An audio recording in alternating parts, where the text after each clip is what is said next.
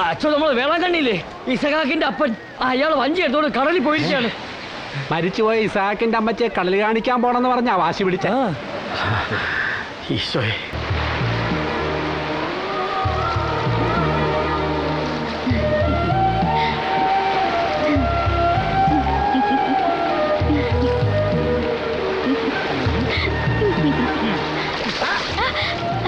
നീ എന്തിനാടി കൊച്ചെ ചിരിക്കണത്?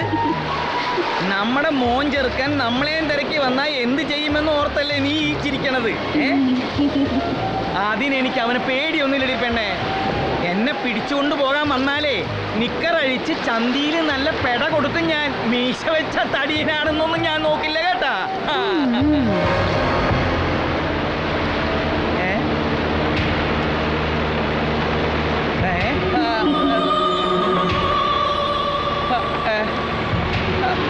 ഇവിളിതെവിടെ പോയി?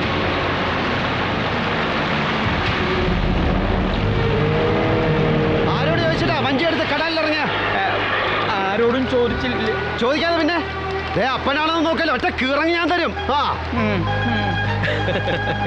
മേലാൽ ഇതുപോലുള്ള തോന്നിയാസം കാണിക്കോ? മൂപ്പീന്നിനോടല്ലേ ചോദിച്ചേ? ഇല്ല.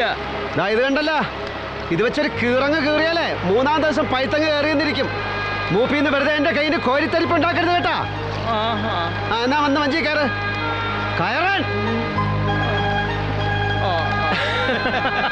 അതെത്തി കേട്ടാ. ഇടുപിള്ളച്ചാ ദേ വേളാങ്കണ്ണി തിരിച്ചു വരണുണ്ട് കേട്ടോ.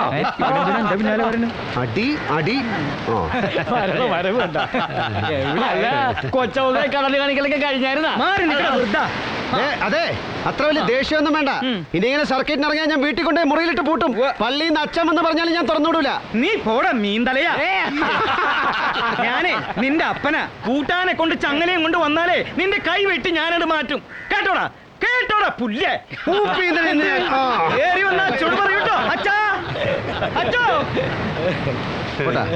അച്ഛന്ന് പറഞ്ഞപ്പോ പൂവാവൻ പേടിച്ചിട്ട് കളി ജയിച്ചിട്ട് പാർട്ടിയും നടത്തിക്കളയാം. മൂപ്പീന്ന് ഞാൻ കൂട്ടി എല്ലാരും കൂടെ ക്യൂ ആയിട്ട് അങ്ങ് രാജിച്ചന്റെ ഷാപ്പിലോട്ട് വന്നാൽ. അച്ഛനെവിടെ? പള്ളി പോയാ? ഇല്ല, അച്ഛൻ ഉണ്ണിപ്പിള്ളയുമായിട്ട് MLA സെബാസ്റ്റ്യൻ സാറിന്റെ വീട്ടിൽ പോയിരിക്കുകയാണ്. ഓ ശരി ശരി, അപ്പൊ ഷാപ്പിൽ കാണാം. ഈ കരയിലെ അനാഥരായ വയസ്സന്മാർക്കൊരു താവളം, അതിനാ അച്ഛൻ ഈ വൃദ്ധസദനം നടത്തുന്നത്. ജോയിച്ചന് കഴിയുന്ന രീതിയിലൊന്ന് സഹായിക്കേ. ആ ശരി, ഓക്കെ. അച്ഛൻ്റെ വയസ്സൻ പിള്ളേർക്ക് ഭാഗ്യമുണ്ടെങ്കിൽ ജോയിച്ചാൻ വൃദ്ധസദനത്തിന് പുതിയ മേൽക്കൂര പണിയും. സ്വർണം വിറ്റ് കിട്ടുന്ന പൂത്ത കാശാനെ കയ്യില്.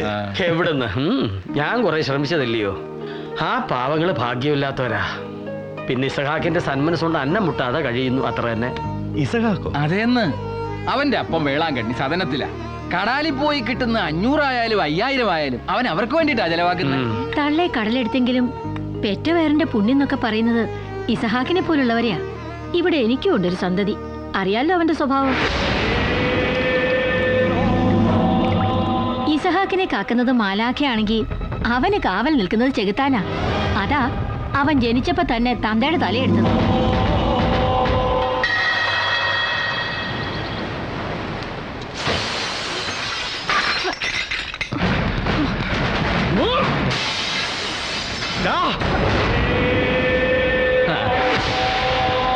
ഞാൻ ഇനി ഇവിടുത്തെ പെണ്ണുങ്ങളെ നശിപ്പിക്കും. വിളിക്കണം എന്റെ പോലീസിനെ, വിളിക്കാൻ.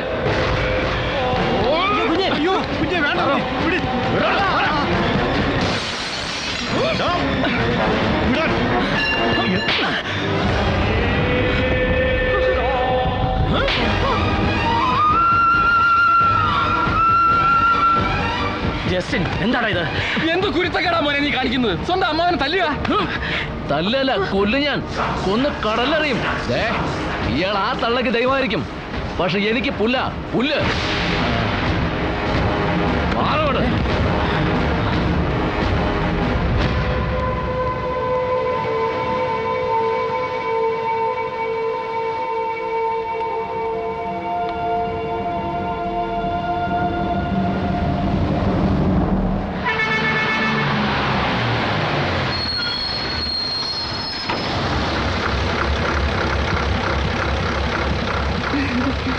ശരി, അപ്പൊ നാളെ കാണാം. Bye by.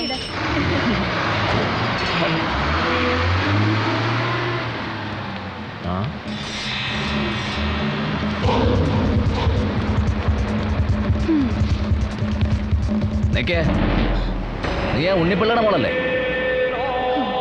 എന്താടി നിനക്ക് എന്നെ കണ്ടിട്ട് മൈൻഡില്ലാത്ത? മൈൻഡ് ചെയ്യാൻ ഇയാൾ ഇവിടുത്തെ നാട്ടുരാജാവൊന്നും അല്ലല്ലോ, ഒന്ന് പോടാ. അത്ര നീ ആണോ നീ എന്നോട് നിന്റെ കളി?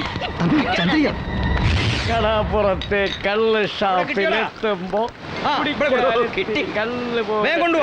അതാ വരുന്നു. എന്റെ മോന്റെ ചെലവാ. പോരട്ടെ ഇങ്ങനെ പോരട്ടെ, കപ്പയ്ക്കിത്തിരി മത്തിക്കരിയും പോരട്ടെ, പോരട്ടെ ഇങ്ങനെ പോരട്ടെ. അപ്പം വെറുതെ ആക്രാന്തം കാണിക്കണ്ട ഏട്ടാ. വായി കൊള്ളുന്നത് അകത്തേക്ക് ചെലുത്തിയാ മതിയെന്ന്. വെപ്രാളം കാണിച്ച് ഇവിടെയൊക്കെ വൃത്തിയേടാക്കിയാല് കഴുക ആ പൊട്ടിപ്പെണ്ണ് മാത്രമേ ഉള്ളൂ. എന്റെ ചെക്കൻ പറഞ്ഞത് കേട്ടല്ല, ആരും ആക്രാന്തം കാണിക്കണ്ടെന്ന്. എൽസി, തീപ്പെട്ടി. കിഴവന്മാർ ഇവിടുത്തെ സ്റ്റാക്ക് തീർക്കണ ലക്ഷണമാണ് കേട്ടാ. കളി ജയിച്ചതിന്റെ പേരും പറഞ്ഞ് ഇച്ചാൻ ഇതിന്റെ വല്ല ആവശ്യം ഉണ്ടായിരുന്ന? സാരമില്ല രാജേഷ, എന്നും കുന്നും പച്ചക്കഞ്ഞി ഉപ്പാവും കേസല്ലേ, വല്ലപ്പോഴും വായിക്ക് രുചിയായിട്ട് കഴിക്കട്ടെന്ന്. എന്താടി പെണ്ണേ, ഇവന് വല്ലതും നേരത്തിനും കാലത്തിനും വെച്ച് കൊടുക്കണുണ്ടാ നീ? എന്നാ പിന്നെ ഇച്ചാൻ ഇവിടെ തന്നെ ഇരിക്കല്ലേ, എനിക്ക് ആ ഉണ്ണിപ്പിള്ള ചേട്ടനെ ഒന്ന് കാണാനുണ്ട്. ഓ, ഉണ്ണിപ്പിള്ള ചേട്ടനെ കണ്ടിട്ട് നിനക്കങ്ങ് കോരിത്തരിക്കണമല്ല. ചന്ദ്രിക കോളയെ വിട്ട് വന്ന് കാണും. പോട് കാര്യങ്ങളൊക്കെ മുറ പോലെ നടക്കട്ടെ. പക്ഷേ ഒരു ചോദ്യമുണ്ട്. നീ ആ പെണ്ണിനെ സ്വപ്നം കണ്ട് നടക്കാൻ തുടങ്ങിയാൽ ഈ പൊട്ടിപ്പെണ്ണിന്റെ കാര്യം ആര് നോക്കും? ഇവള് നിന്റെ മുറപ്പെണ്ണല്ലടാ. ആ, നീ പേടിക്കണ്ടടി പെണ്ണേ. അവൻ ആ പഠിപ്പുകാരി പരിഷ്കാരി കോതയോടൊരു വെപ്രാളമാണ്. നമുക്കതൊക്കെ മാറ്റിയെടുക്കാവുന്നേ ഉള്ളൂ.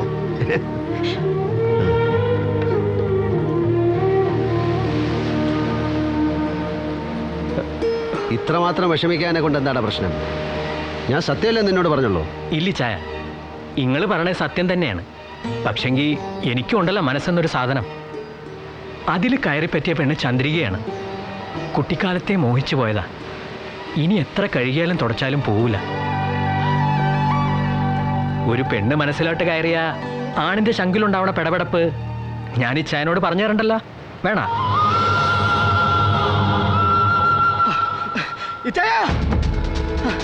എന്താ ജംഗ്ഷനിൽ അടി നടക്കുന്നു ചായ. അയ്യോ, ഹംസൻ തമ്മിയെ ജസ്റ്റിനെ എടുത്തിട്ട് പെരുമാറാ.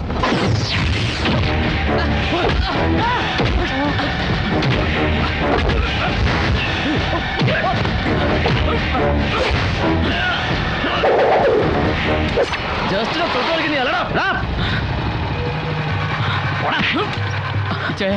നന്നായിട്ട് കിട്ടിയടാ. പടി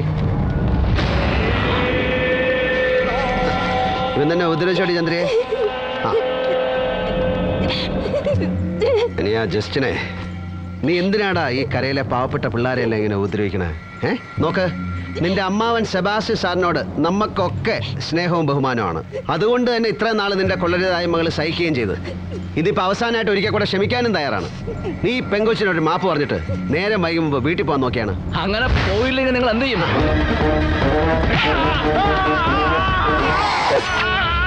അനിയത് നോക്കിയാണ് പങ്കായം പിടിച്ചിട്ട് ഇതിനകത്ത് തഴമ്പ് ഉശിരും വന്നിരിക്കണേ. നിനക്കൊക്കെ കോരിത്തരിക്കാൻ ഇങ്ങനെ ഒരു കൊട്ട മതി കേട്ടോ. നമ്മളിത് പന്തടിച്ച് ശീലിച്ച കാലാണ് പിള്ളേ. നീ കാണിച്ചു കൂട്ടിയ തോന്നിയാസിന് ചെറിയൊരു ഫൗൾ കിക്ക് തന്നാ പോരാ, പെനാൽറ്റി തന്നെ അടിക്കണം. നീ ഉപദ്രവിച്ചില്ലേ ചന്ദ്രിക? അവളുടെ സഹോദരൻ തമ്പി പെനാൽറ്റിക്ക് ബെസ്റ്റാ. ജസ്റ്റിൻ പിള്ളയ്ക്ക് നിന്റെ പെനാൽറ്റി കിക്ക് ഒന്ന് കാണിച്ചു കൊടുത്ത് കോരി തരിപ്പിക്കണം. നോക്കി നിൽക്കാതെ കൈയടിച്ചൊരു ഗ്രൗണ്ട് സപ്പോർട്ട് കൊടുക്കണം.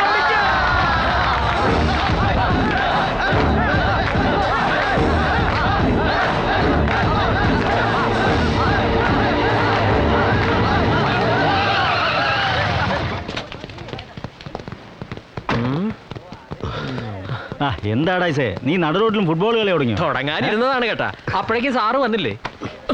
ഉള്ള കഞ്ചാവും പൊടിയൊക്കെ വലിച്ചു കയറ്റി ഈ കുട്ടി തേവാങ്ക് ഇവിടെ കിടന്ന് പൂന്ത് വിളയാടുകയാണ് സാറേ. കയ്യിലാണെങ്കിൽ കരുവാട് പോലത്തെ ഉണക്ക കത്തിയുണ്ട്.